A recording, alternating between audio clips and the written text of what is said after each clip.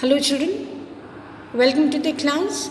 Today also we will continue with the ninth chapter, Madam Rides the Bus from the book First Flight. In the previous video on this chapter, we had seen that Bali had a strong desire to ride the bus. She collected small details about the bus journey and finally, one fine spring day, she fulfilled her wish. She actually rode the bus. Today we will see how did Bali save up money for her first journey. Her first journey, what careful, painstaking, elaborate plans she had to make for it.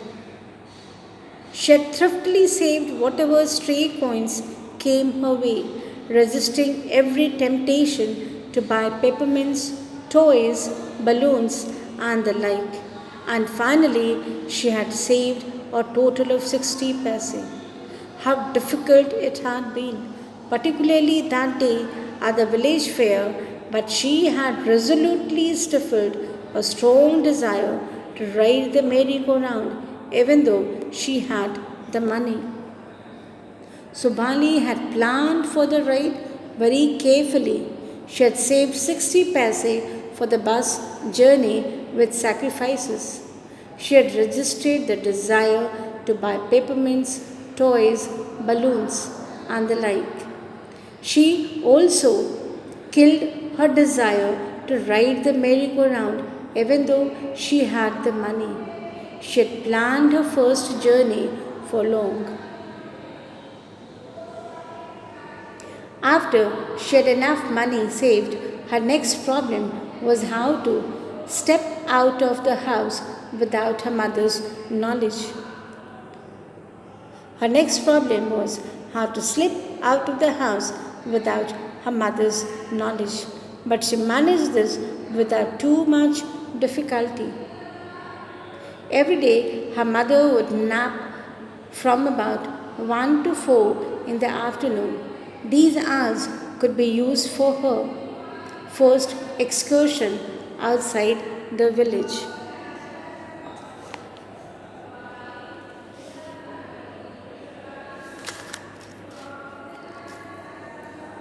Now the bus rode across a bare landscape. Trees came running towards them and then stopped as the bus reached them.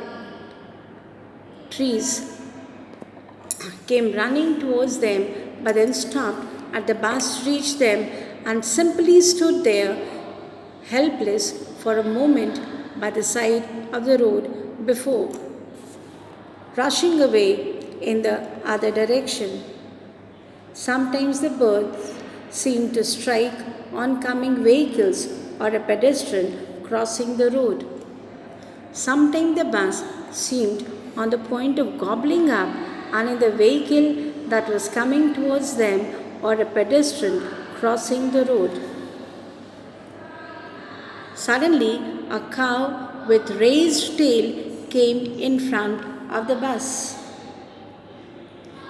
The driver sounded his horn loudly again and again, but the more he honked, the more frightened the animal became, and the faster it galloped, always right in front of the bus.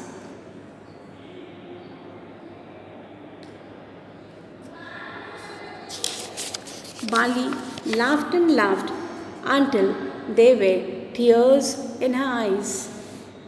At last, the cow moved off the road, and soon the bus came to a railroad crossing.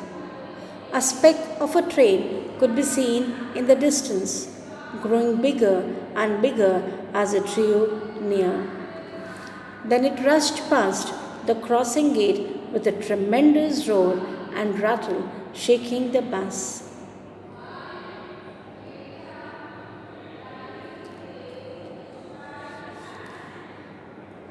After some time, the bus reached the final destination.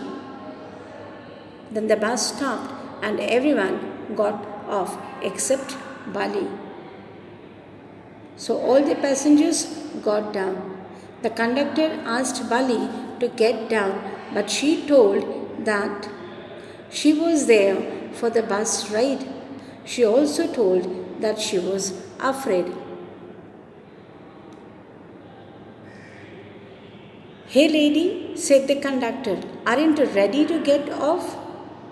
No, I'm going back on this same bus. She took another 30 paise from her pocket and handed the coins to the conductor. Why? Is something the matter?